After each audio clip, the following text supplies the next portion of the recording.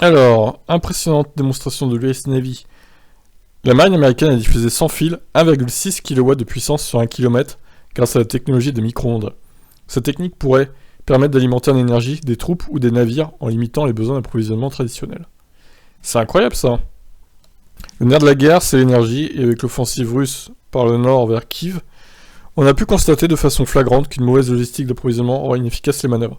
Pour accroître l'autonomie, tout en réduisant les contraintes d'approvisionnement, l'US Navy a trouvé une solution de délivrer de l'énergie par la voie des airs. Ainsi, l'US Naval Research Laboratory s'est enorgueilli d'avoir réalisé l'expérimentation la plus importante des 50 dernières années. Dans le Maryland, au centre de recherche de l'US Army, les chercheurs sont parvenus à maintenir 1,6 kW de puissance sur 1 km à l'aide d'un faisceau micro-ondes. L'électricité est d'abord convertie en micro-ondes, ensuite ces ondes sont concentrées sur un faisceau étroit vers un récepteur. Celui-ci est doté de milliers d'antennes dites redresseuses. Elles viennent convertir l'énergie des radiofréquences en courant continu. Chaque antenne est de type dipôle, c'est-à-dire dotée de 2 brins. Elle est associée à une diode qui vient transformer en courant continu le courant alternatif émis par les micro-ondes. Concrètement, les militaires ont installé un faisceau de micro-ondes de 10 GHz conçu dans le cadre du projet Scope M dans 2 endroits. Le premier était à Blossom Point, dans l'état du Maryland, et le second se trouvait dans l'état du Massachusetts. Cette fréquence de 10 GHz a été choisie parce qu'elle reste stable même en cas de forte pluie et qu'elle ne vient pas perturber l'environnement.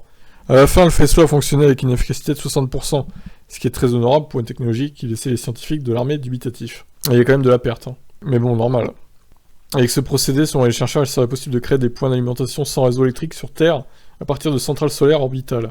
Mais l'armée compte plutôt l'employer pour transmettre directement de l'énergie aux troupes sur le terrain pour éviter les contraintes d'approvisionnement. On peut également imaginer que cette énergie pourrait servir à alimenter les fameux canons laser défensifs que teste actuellement la marine américaine.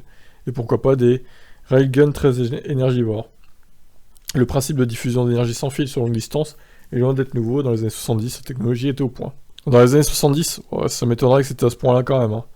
Ok, écoutez, qu'est-ce que vous en pensez de cette technologie qui pourrait aussi servir aux voitures électriques à les recharger à distance? Pourquoi pas? Dans le futur lointain, hein, évidemment, pas dans 5-10 ans, hein. Le temps que tout ça se peaufine. Qu'est-ce que vous en pensez? Ciao ciao.